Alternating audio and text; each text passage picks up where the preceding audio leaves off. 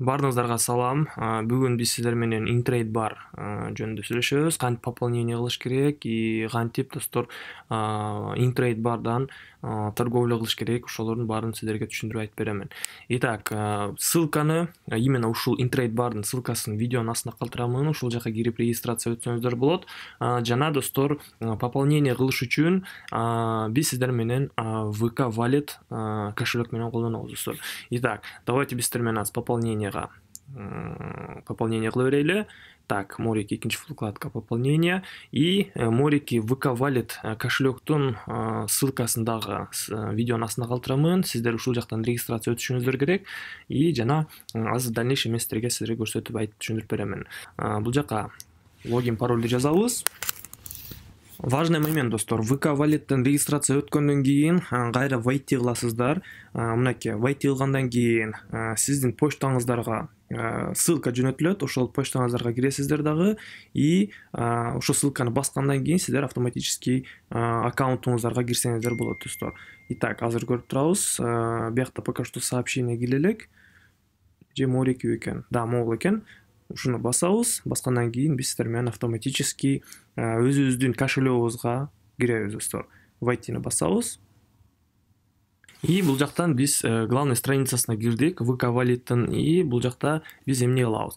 Бул жакта биз азыр счетту пополнение кылабыз. Могул жерде биринчи строчкада көрүп тургандай эле валюта рубль болуп турат и ушул рублевый валютага биз сиздер менен пополнение кылабыз. Эгерде сиздердин кошелегиңиздар, виза картаңыздар доллары болсо же евровый болсо, сиздер Морики экинчи строчкада көрүп тургандай эле USDT деп турат и үчүнчү строчкада көрүп тургандай эле евро болуп турат. То есть ушуларга пополнение кыласыздар.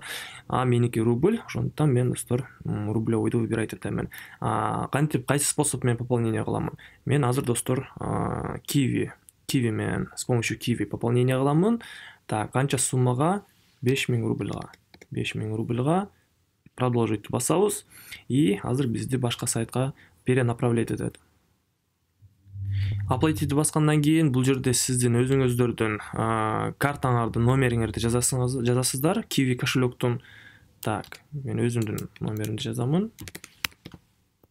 Номерди жазгандан кийин, продолжить баскандан кийин көрүп тургандай эле мондай номер кошелек для перевода деп турат. Ушул номерге сиздер 5200 рубль жөнөтөсүздөр достор.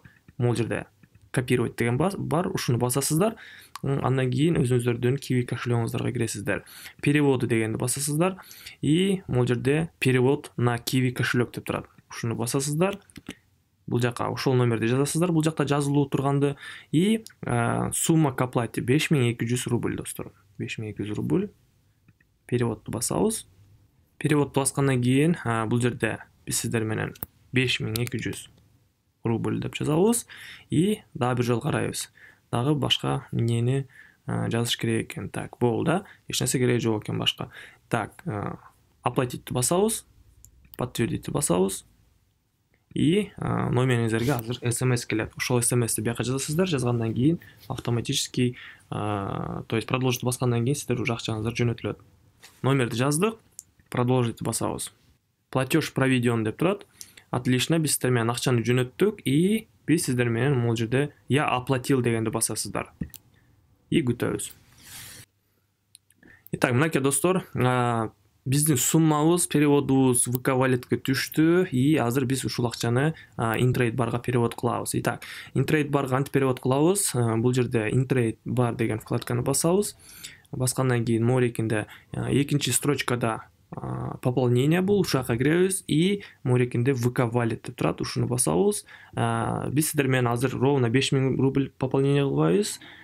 4900 биз сиздер менен пополнение алабыз, потому что там кандай бир комиссия алынып калышы мүмкүн достор. Ошондуктан кичине азыраак кылып перевод кыла беребиз. Итак, пополнить басабыз.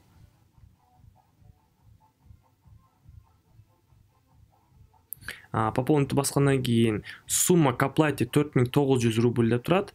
Оплатить басабыз.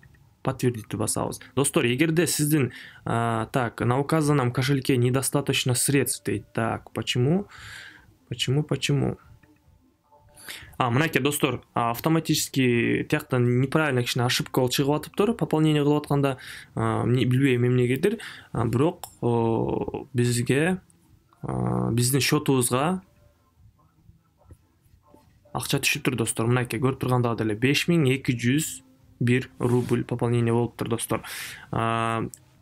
Кантип автоматически өзү негизи мындай эч нерсе жазбай эле биз сиздер менен пополнение кылып койдук. Потому что морики өзүмдүн компьютеримде автоматически бул жакта өзүнүн кассасы бар.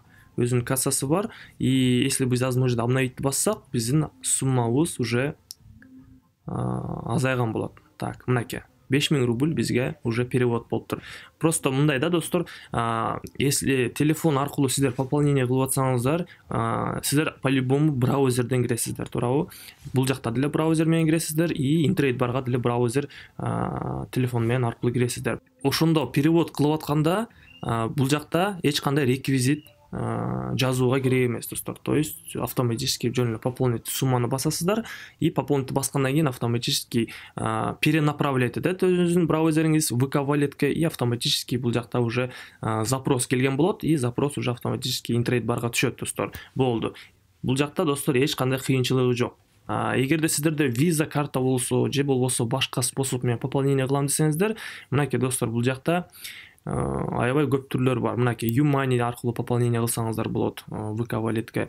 Виза бар, рублевой, юань виза, рубль мир, могул жерде Perfect Money, биткоин аркылуу, лайткоин аркылуу, то есть криптовалюта дагы бул жакта доступна достор.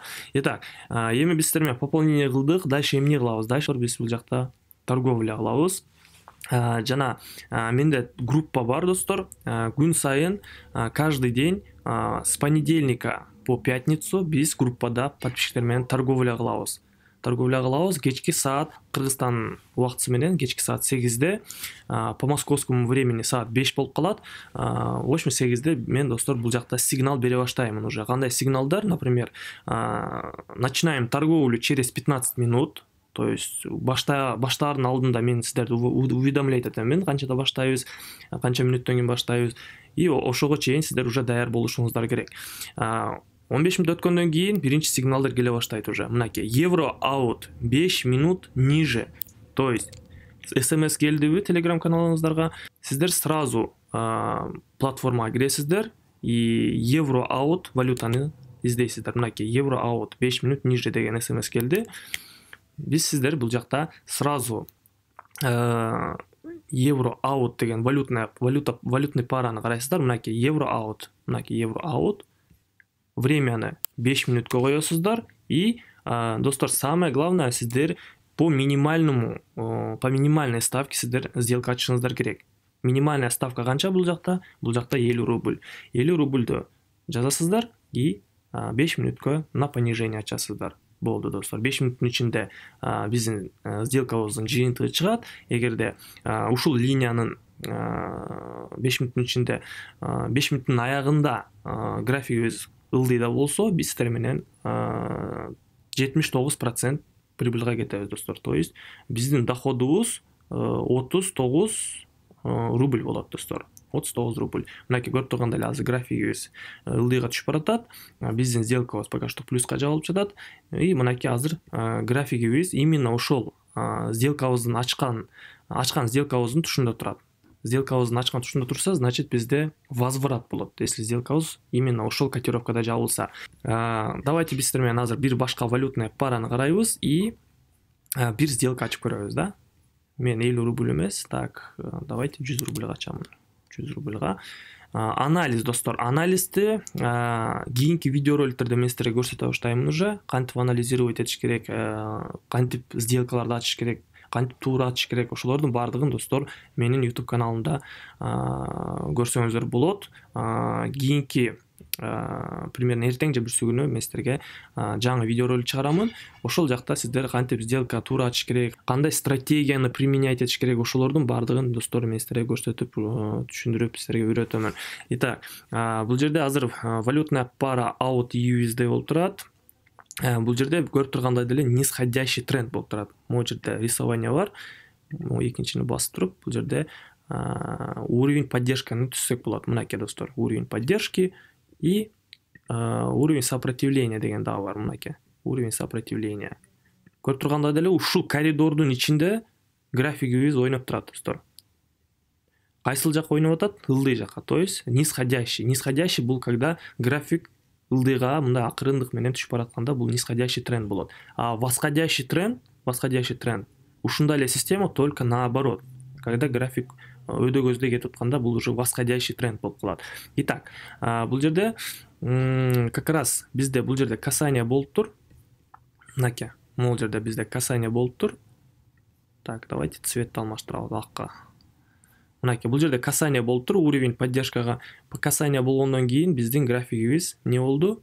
Уровень сопротивления касание болду.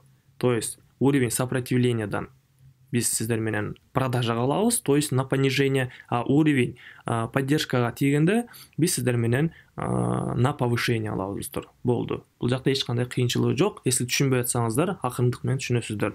Итак, аут канадецке киребиз. Көрүп тургандай эле буякта валютный паралар аябай көп. Мынакей үстүндө көрсөңүздөр болот.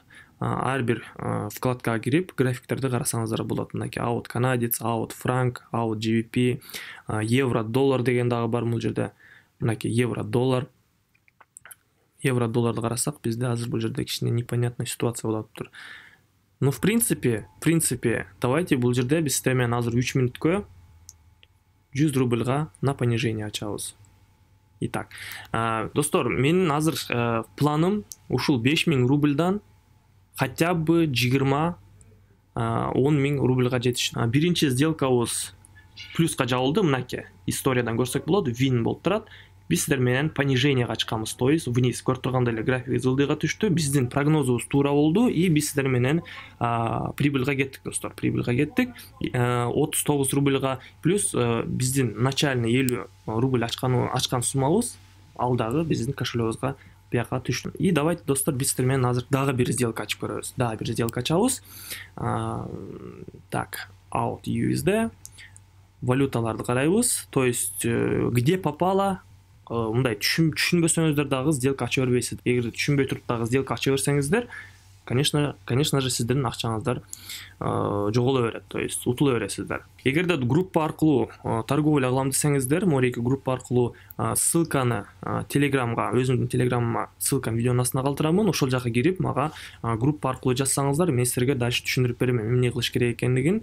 KGBP 3 мүнөткө мен бул жерде, достор, азыр давайте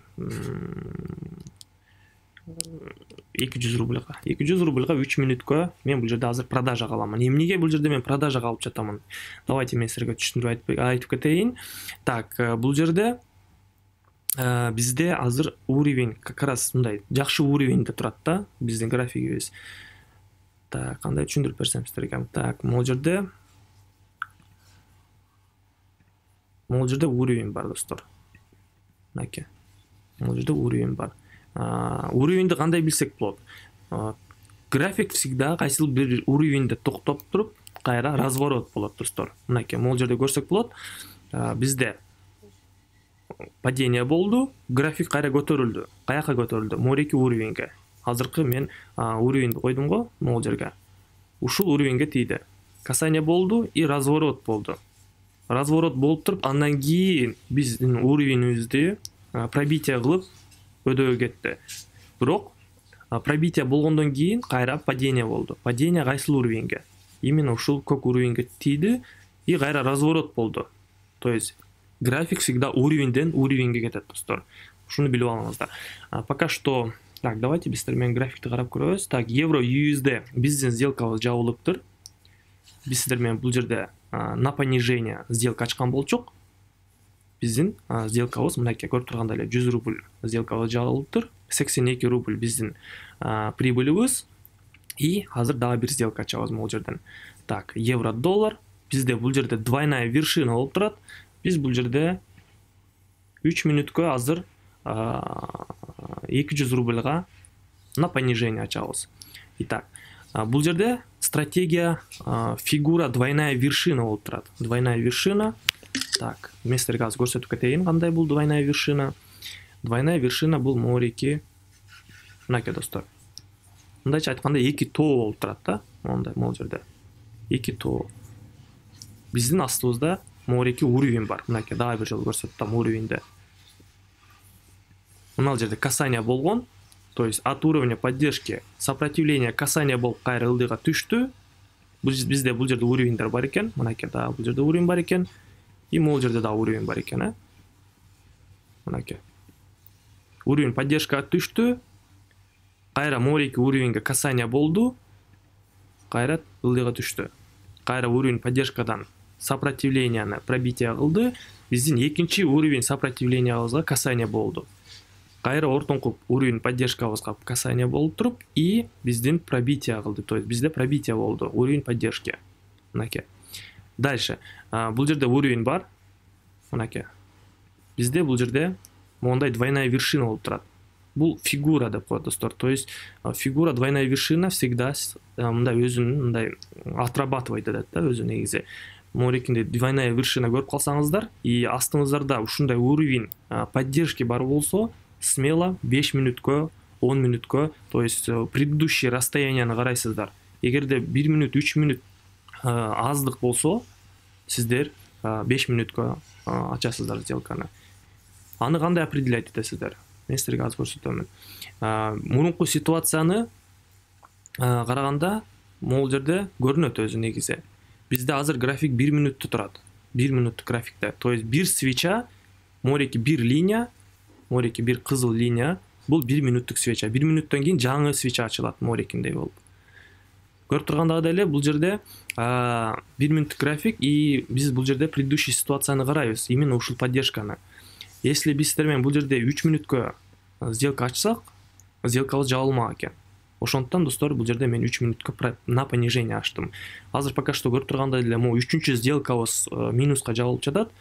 Биздин предыдущий сделкабыз CAD GVP мореки көрүп тургандай эле 3-чү сделкабыз плюска жабылыптыр. Биз пока что прибыльдабыз достор. Башында биздин суммабыз 5200 рубль болчун, биздин азыр балансыбыз 5286 рубль. То есть 86 рубльга биз сиздер менен азыр плюстабыз. Морекинде сделкаңыздар минуска жабылып калса, эмне кыласыздар? Биз сумманы 2,5 эсеге көбөйтөбүз. Так, 200 рубль, биз сиздер менен давайте 500 рубль ачабыз. 500 рубль сделкабыз плюска жабылса, биз сиздер менен мореки минусубузду кайтарабыз и плюс еще сверху прибыльде болобуз. Биз азыр бул жерде дагы бир жолу 3 минуткө на понижение сделка ачабыз. Вывод кылганда достор, мен сиздерге көрсөтө кетейин. Морек 3-чү вкладка киребиз и вывод кылганда могу жерде кааласаңыздар Kiwi кошелегиңизге которсоңуздар болот, кааласаңыздар Visa которсоңуздар болот, кааласаңыздар Юмани которсоңуздар болот. То есть разница жок. Бул жерде сумманы жазасыздар, номер карты, эгерде визага пополнение вывод кылгыңыздар келсе, если визаңызда рублевый болсо, рубльды выбирать этесиздер, сумманы жазасыздар, номер карты и номер телефона. Все, выводты басасыздар, автоматически ордер ачылат. Мен сиздерге азыр көрсөтө кетейин, мен выводтарымды мынакей. Последний выводтарым, мен бул жерде негизи 3 эле жолу пополнение кылганмын. Мынакей. 2021 жылы 6 ай 18 күндө мен 500 рубльга пополнение кылганмын, андан кийин дагы 1000 рубльга пополнение кылганмын и азыр биз сиздер менен 5200 рубльга пополнение кылып турабыз. Ошодон бери мен достор только вывод кылып атканмын. Мынакей 11 000 рубль, 1000 рубль, 10 доллар, 20 000 доллар, 20 000 рубль, 1400 рубль, 7 000 рубль, 600 рубль, 9 доллар, 1200 рубль. То есть мынакей достор бүт бардык выводтарым бул жерде көрсөңүздөр болот. Надеюсь, сиздерге түшүнүктүү болду. Кайра азыр биздер менен биржага киребиз, платформага, и биздин сделкабыз карайбыз. Итак, биздин сделкабыз пока что минуста. Давайте биздер менен азыр башка валютный параны карап көрөбүз. Отлично. Аут канадец 5 минуткө мен азыр бул жерде 3000 рубльга на повышение ачамын. Так, 5 минутка эмес достор, мен 3 минутка ачып жатамын на повышение. Эмнеге мен бул жерде повышение ачып жатамын? Бул жерде бизде рост башталды. Росту кандай көрүп, мындай түшүнсөк болот да. Эгер сиздер новичок болсоңуздар, достор, убактысы менен үйрөнөсүздөр. То есть сразу бир видеороликтти көрүп үйрөнүп кете албайсыздар. Сразу ачыгын айтайын. Так, бизде могул жерде уровень поддержки болгон. бизде раз импульс болду, падение, импульс, накопление, и кайра бул жерде бизде импульс болуп атат. То есть бул жерде уже понятное дело бизде азыр морекиндей предыдущий ситуациядагыдай рост болот. Мондай. То есть бул жакта уже свечалар уже намекает, да, то что рост башталып атат уже. Ошон үчүн достор бул жерде мен моментти упускать этпей сразу 3 мүнөткө сделка ачып калдым. Эмнеге мен бул жерде 3000 рубль ачып жатамын? Потому что достор, эгерде сиздер новичок болсоңуздар, мындай сиздерге сразу түшүндүрүп айтып кете албайм да, мен сиздерге убакыт менен сиздерге постепенно түшүндүрөмүн. Мен уже достор 5 жылдан бери ушу трейдинг аркылуу акча таап келемин да. И да, башында мен деле ушундай сиздердей болуп 50 рубльдан, 100 рубльдан сделка ачкан болчумун. Азыркы убакытта менде уже капитал бар, опыт бар, и мен уже я уже могу себе позволить, да, то есть мындай ушунчалык көп суммаларга мындай сделка ачканга, да. То есть эгерде и вам советую, достор, мен сиздерге совет берип атамын, когда если сиздердин опытыңыздар жок болсо, всегда, достор, при любых ситуациях сиздер сделкаңыздар 50 рубльдан көп болбош керек. Анда санда эки сделкаңыздар минуска жабылып калса, сиздер дагон ачсаңыздар болот, 2 эсе көбөйтүп туруп. Анда санда, достор, кээде сделкаңыздар минуска жабылат, да, бир сделка минуска жабылат, экинчи сделка минуска жабылат. Анда эмне кыласыздар? Анда сиздер мындай система догон болот, достор. Система догон деген бар. Сиздер ошо суммаңыздар, если 100 рубль сделкаңыздар минуска жабылса, сиздер 2 эсе көбөйтөсүздөр. 250 рубль ачасыздар кийинки сделкаңыздарды. 250 рубль плюска жабылды, сиздер мурунку минусуңуздарды кайтардыңыздар дагы, и плюс еще сверху мындай прибыльга кеттиңиздер. Бул система мартингейла болуп калат. Ушуну дагы сиздер мындай колдонсоңуздар болот для начала. Биздин сделкабызга 8 секунд калды. И бул сделкабыз плюска жабылды, достор. И азыр биз сиздер менен уже 2000 канча бир рубльга плюска кеттик. Давайте мен сиздерге азыр көрсөтөйүн. Мынакей, уже биздин счетубузда 7246 рубль болду. То есть 20 мүнөттүн ичинде, достор, биз сиздер менен азыр 2000 рубльга плюска кетип атабыз. Надеюсь, сиздерге түшүнүктүү болду. Дагы видеороликтер чыгып турат. Группага кошулуңуздар келсе, ссылкаларды видеонун астына калтырамын. Мореки кошелектин дагы ссылкасын видеонун астына калтырамын. Intrade бардын брокердин ссылкасын дагы видеонун астына калтырамын. Intrade бар, достор, азыр самый лучший брокер считается. Quotex не рекомендую башка брокерлерди, потому что Quotex, Pocket Option, алар, достор, мен уже ал жакта торговля кылганмын, и уже билем кандай иштейт. Да, башында жакшы иштеп аткан, бирок кийин уже мага выводтарды отменять этип менин кошелегімді, то есть аккаунтымды заблокировать еткен, и плюс еще менің картаман дагы плюс акча чыгарып кетишкен. Ошондуктан, достор, мен ал брокерлерди рекомендовать этпеймин. Intrade бардын эмнеси жакшы, бул жакта аябай тез вывод болот, плюс верификация жок, то есть регистрация өтүп, верификация өтпөй эле торговля кылып, акчаңыздарды пополнение кылып, жана вывод кыла берсеңиздер болот.